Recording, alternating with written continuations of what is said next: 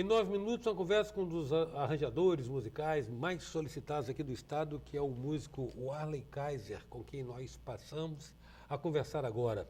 Warley, você é um arranjador muito requisitado. Deus e o mundo parece que gostam de trabalhar com você, né? Você tem trabalhado muito?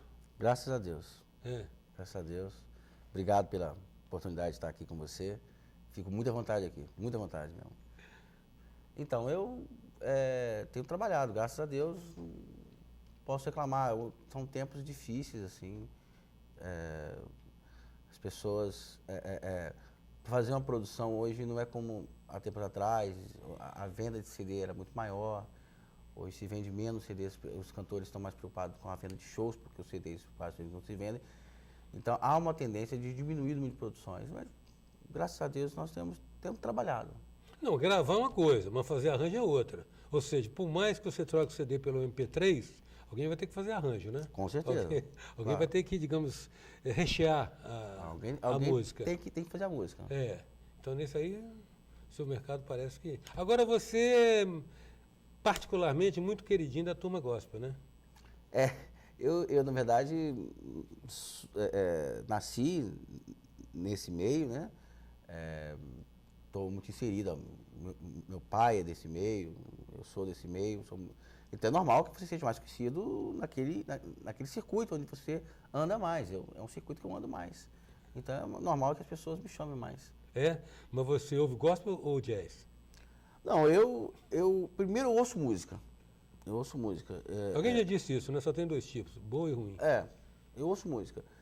Quando a música, particularmente, ela é uma música cantada, ou que eu saiba a origem dela, e se a origem dela me for muito fora daquilo que eu acredito, que de certa forma agrida aquilo que eu acredito, a letra em si. A mensagem. A mensagem. Aí eu procuro evitar. Mas primeiro eu ouço a música. Eu ouço a música, o que ela tem, os nossos compositores brasileiros. Gosto muito de música erudita, nasci no meio da música erudita, que meu pai era regente de banda sinfônica do Exército em Belo Horizonte. E aprendi assim, comecei essa vida.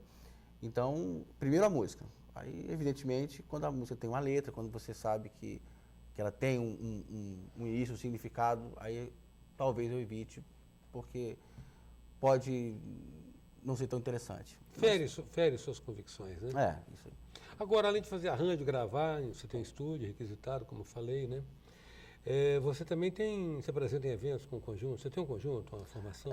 Eu toquei para muita gente, passei por muita gente, tocando com cantores daqui, de fora e tal. E eu e meu irmão, o Lelo, que até teve aqui com você já, a gente teve a ideia de montar uma banda para atender recepções, festas, essas coisas, e que tocasse uma música que a gente gosta, não necessariamente tocar os hits do momento. Então, quem quer ouvir os hits do momento, tem muitas bandas especializadas nisso. Nós procuramos fazer uma coisa que a gente toca e gosta de tocar, aquilo que a gente gosta de ouvir. É claro que não dá para tocar tudo que a gente gosta, porque a gente acaba ficando muito segmentado, fica muito particular. A gente tem que agradar o público. Mas esse público, uma combinação aí, né? É uma combinação. Só que a gente procura realmente fazer com que as pessoas consigam ouvir e gostar daquilo que a gente gosta de tocar. E isso aí a gente tem tido um público, tem tido uma certa aceitação. Agora, isso aí, olha, gravar, o cara que tem um estúdio, que grava, tem você, tem mais alguém, o cara que toca, que tem uma formação para apresentar em recintos com músicas que são mais audíveis, no sentido de permitir, por exemplo, que numa festa haja conversa, diálogo, interação, e a música fica no fundo como conforto, né? Não necessariamente interferindo, não se para fazer uma audição, digamos assim. Mas eu quero saber no seu lado arranjador, especificamente o lado arranjador. Como é que você pega, como é que você trabalha, como é que você considera, como é que você usa uma música, como é que você desenvolve o arranjo? Você primeiro tem que ter alguma formação teórica para você conseguir colocar para fora aquilo que você tem na cabeça. Ninguém nasce sabendo, ninguém nasce com a música formada. Nós somos o resultado daquilo que nós ouvimos, né? embora eu creio que não haja comprovação científica, mas nós também somos o resultado de que os nossos antepassados escutaram. Então, é muito mais fácil nós, que tivemos uma origem, por exemplo, ocidental, os ocidentais, ouvirem uma música mais baquiana, uma música mais barroca ou mais clássica, de se sentir emocionado, mesmo nunca tendo ouvido antes, né? Ou uma pessoa que já escutou muita música africana e se sente mais tocado com a música africana, com o batuque da música africana. Então, nós somos esse resultado de coisas que nós escutamos a vida toda, que nossos pais escutaram. E o arranjador, ele precisa ter esse mix de coisas que ele escutou, de coisas que ele ouviu a vida toda, que ele prestou atenção, que entrou na cabeça. E somado isso ao que ele estudou, ao que ele gosta, e a sua habilidade, a sua técnica, e como é que ele vai introduzir isso. Eu ouço a música, a composição original, já fizemos isso uma vez, né? Você lembra? E converso realmente com o compositor, com o cantor, vejo o que ele quer, o que ele gosta, o que ele gostaria de ouvir, tento traduzir isso. Eu tento traduzir isso, essa conversa. Mas você tem que ter, digamos assim, um ouvido.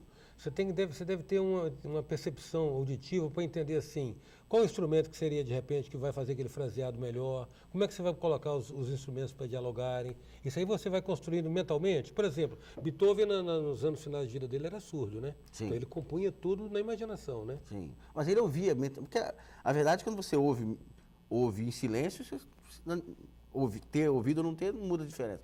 Você tem a sua memória auditiva, ela está ali. Então você fecha o olho aqui e você consegue ouvir uma flauta tocando, um oboé, uma requinta, uma harpa, você consegue ouvir os instrumentos tocando. Então Beethoven podia fazer isso, ele conseguia ouvir pela sua memória auditiva aqueles instrumentos e aquilo tocava na cabeça dele. Claro que ele era um gênio. Só não ouviu os aplausos consagradores. Não. Ele tinha que se virar para o público. Depois que ele ficou completamente surdo, já não foi mais possível. Então, quando você ouve a música, você passa essa fase de conversar com o compositor, entender o que ele quer, aí você vai definir um estilo. Esse estilo, esse gênero musical que você define, ele já tem certas formas, né? Então, mais ou menos já está pré-determinado o que vai fazer a linha percussiva, seja a bateria, seja uma linha de percussão qualquer. E aí, consequentemente, o contrabaixo, que fica na cozinha, que a gente chama. Conversando com a bateria. Conversando com a bateria. Eles ficam ali, a zaga do time. É a zaga do time. Ou a cozinha, né? Ou a cozinha, como a gente chama. E aí tem o que eu chamo de o meio de campo, né? Que são aqueles instrumentos de harmonia. São o violão, o piano, os pads, que fazem as câmaras, né? Que é como a gente chama. E eu costumo chamar também os atacantes, que é aquela turma que fica na frente, que é o solo da guitarra, que é o sax, que são os primeiros violinos, né? Ou a voz humana, né? Ou a voz humana, que geralmente quem mais recebe os aplausos. Na turma de trás fica mais no escuro ali, mas a turma fica mais à frente mas enfim, precisa de todo mundo junto. Então você, partindo disso aí, você consegue, com conhecimento e um pouco de sensibilidade, a gente consegue montar o arranjo. Em 9 minutos a gente conversa com o arranjador e músico Warley Kaiser. Voltamos já.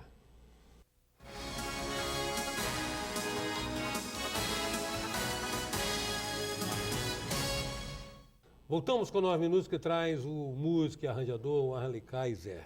Warley, a gente tem percebido um murchamento da música ao vivo na Noite Capixaba. Você tem percebido também isso? Eu não circulo muito à noite não, mas... Eu também não circulo muito, porque geralmente à noite eu tô gravando. Mas meus colegas que são músicos, uma reclamação é geral. É uma coisa complicadíssima. As casas onde se oferece, ou poderia oferecer música noturna, precisavam criar uma relação de boa vizinhança, né, com os vizinhos, e aí talvez o poder público pudesse ajudar mais, né? Essa é uma questão assim complicada, porque o morador, ele de fato ele não tem culpa, ele trabalhou durante o dia, ele não está participando da festa do outro. O outro está lá na festa, no outro dia não vai trabalhar, não sei, mas ele vai trabalhar, então ele não tem culpa. Ele quer dormir, ele quer descansar e aquele barulho realmente vai incomodá-lo. Por outro lado, quem está na festa quer se divertir, tem esse direito, né? E quem está tocando tem o direito de tocar e tem o direito de receber por isso. Então, é uma questão complicada. O que nós não tivemos, essa cultura aqui, foi de construirmos locais que pudessem ser apropriados, locais que tivessem isolamento acústico. Isso é caro. Se isso não for feito no início do projeto, para depois apropriar, fica complicado. Aí talvez nós precisaríamos realmente de uma discussão mais ampla e talvez a prefeitura dos municípios, principalmente Vitória, que é onde tem a maior concentração de bares, Vila Velha, de alguma maneira de nós podermos ajudar e viabilizar isso aí. Aumentar até o turismo, né? O nosso turismo caiu. Sem dúvida. Agora, outra coisa, o chamado boom da música capixaba. Fiz até uma cacofonia aqui, boom da música capixaba, mas falar. Aqueles anos atrás, 10 anos atrás, 12 anos atrás, teve aquela... Hoje se descobre que foi uma bolha, porque boom é quando explode e se estabiliza no alto. Quando aparece e não deixa vestígio depois, é uma bolha. Então, a gente já estava falando com você, havia até uma expectativa de que, aqui, por exemplo, do que o Manimal fez com o rock e o Congo, o Casaca fez com reggae e com o Congo, lançando uma raiz nossa, uma cultura nossa, a gente pudesse reeditar o sucesso de um Chico Sainz, assim como o Maracatu e o Mangue Beat. Não rolou, né? Não rolou, né? Olha, o material dos rapazes, tanto do Manimal quanto do Casaca, é lamentável não ter alcançado assim, a proporção que eles mereciam. O material é bom, não foi uma junção gratuita.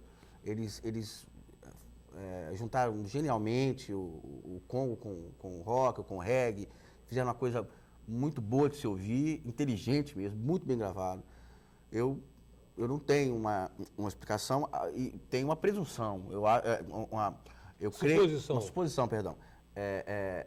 Especulo assim que o fato do Espírito Santo representar quantitativamente pouco, né? Então, como ser conhecido? Para você colocar uma banda dessa no circuito nacional, preciso muito dinheiro, muito dinheiro. E às vezes esse papel quem faz são as gravadoras. Então, se a gravadora não tiver, ela não sentir que aquela pessoa já tem uma base caseira para poder sustentar esse começo, ela não vai, ela não apoia. Então, como o Espírito Santo talvez não tenha essa força toda, como outros estados, tem como o Nordeste tem, como o Ceará tem. Pernambuco, Ceará, Bahia. Pernambuco, Bahia. A gente havia conversado sobre isso antes. Já tem uma marca, aquilo né? que eu te contei, que a pessoa chega lá em Fortaleza, tem um show de uma banda famosa, famosíssima, estourada no Brasil, 10 mil pessoas lá num ginásio, e você anda 3, 4 quadras, tem uma quadra poliesportiva com um show de uma pessoa local com 30 mil pessoas. Isso, na cabeça de uma gravadora, vale a pena investir. É mercado, né? É mercado. Agora, o Arley, o CD está em extinção, né? Quer dizer, durou pouco, durou 20 anos, eu acho, desde que surgiu no início dos anos 90, o CD substituindo os bolachões de vinis, né?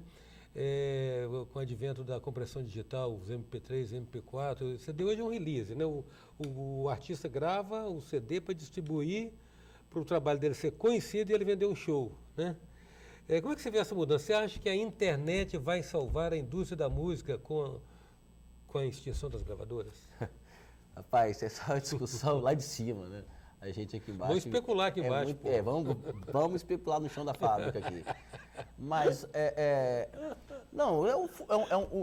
a evolução é tão rápida e aparecem tantas opções novas. Agora, nós chegamos um momento que talvez os próprios MP players estejam com os dias contados, porque agora nós já estamos falando nos clouds da vida, são as nuvens de internet e tal.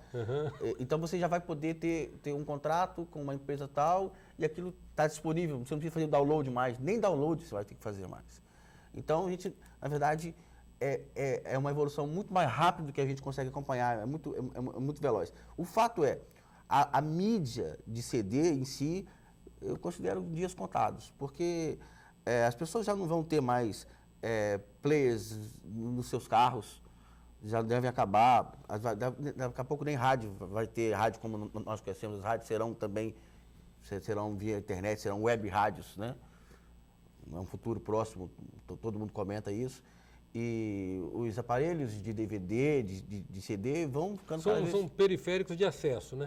Periféricos de acesso. Cada vez estão ficando menos necessários. Então, eu creio que isso vai acabar. Nós precisamos de ter uma política de controle de pirataria para os downloads, né?